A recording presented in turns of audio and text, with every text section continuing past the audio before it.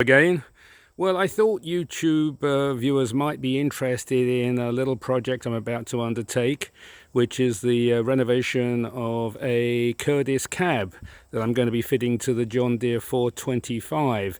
That's the tractor I use in the winter for snow blowing, so that's where I figure I'm going to fit it, certainly for this year anyway. So this is the story behind this cab is the last couple of years I've been doing my own snow clearing, and it's quite a lot, and it gets very cold here, and so each winter I've been, telling myself I must get a cab, I must get a cab. Anyway, last year I started looking, and I initially found a Curtis cab for a 200 and 300 series John Deere. I picked it up very cheap, needed a lot of restoration, and then decided that the amount of modification I was going to have to do to make it fit on the 425 was just, it was a little pointless. So I started looking further, and then I found a guy out near Boston, about 80 miles from here, who was selling a 455 with a cab. So I contacted him and made him an offer just for the cab, and he accepted. So I drove there, we took it off. It had been used for commercial snow clearing in a boatyard.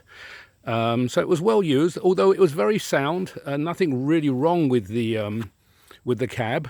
I brought it back. It was about March, so this was March of last year, 2018. So by then, winter was coming to an end.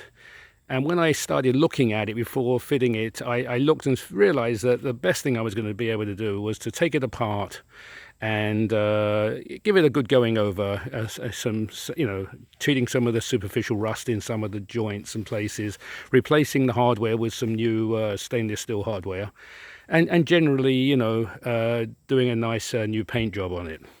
So I took it apart, put it in my barn, and it's stayed there ever since. Last winter, it just never happened. Last fall, I didn't have the opportunity. Other things turned up. And so now it's just beginning of September, and I've got my heart set on having this ready, certainly, for this winter. So I just pulled it out. I'm going to be doing some sanding and repainting, treating the rust. But as you can see, it's not that bad. It's all very solid. The glass is good.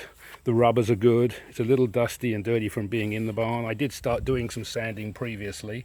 I'm going to be treating all this rust here. And again, I think what is important is to put stainless steel hardware on and I've already bought that to replace the old hardware that came off. The main paint area is very, very good. I'm probably just going to do light sanding so I can key it for new paint all over. Again, all the sections are good. As those of you are familiar with these cabs, they're pretty expensive. New, I think they are, or certainly were, over $3,000. And then if you have all the goodies on it, like a heater, like this one came with a heater, came with a fan, and the proper electrics to hook up all the lights and everything, they're running well into the 3,000 mark. And even a good one, old one now, if it's good or been renovated, is around 1,000 to 1,500. So I was pleased to get this. I didn't pay an awful lot for it, and even by the time I put some hours into it, it's still going to be a great deal for me. The roof obviously has taken a bit of a hammering, and you can see holes in there I'm going to fill in from where certain things were attached. I did away with all the lights. I will be putting new LED lights on, spotlights back and front, and I'll probably have one of those yellow strobes on top as well, because I'm on and off the dirt road here, and it'll be good to stand out. The doors are in pretty good shape, so all in all, it's not going to be too difficult. I'm hoping it's not going to take me too long.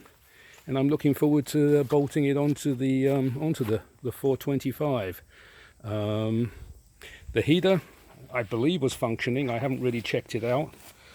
I'm not even sure if I'm going to use this. I might just put a small, make do with the heat just coming through the radiator from the engine, because it is pretty bulky. Or I might just get one of those little tiny electric heaters just to take the edge off the temperature. I'm not really bothered about being warm in there.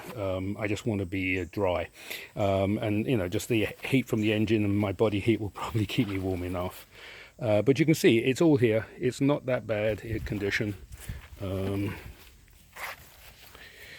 again, I'm really looking forward to to putting it all together. So as I progress with this, I'll probably put another 1 or 2 short videos up just to show how it's going, particularly when I'm sort of bolting it together, in case it's helpful to others who might be contemplating or needing to undergo the same project. Again, nicely made, good solid product, and yeah, looking forward to having it. So if you like this video, as always, I would ask that you give it a like if you find it helpful or interesting. And again, if you like this video, I've now got, I think, almost 30 videos up on the John Deere 425, 445 series. So if you're into those tractors and you like these videos, please subscribe. It's free to subscribe, and then you get to hear about any videos new videos as I put them up. Okay, well, thanks for looking, and have a good day.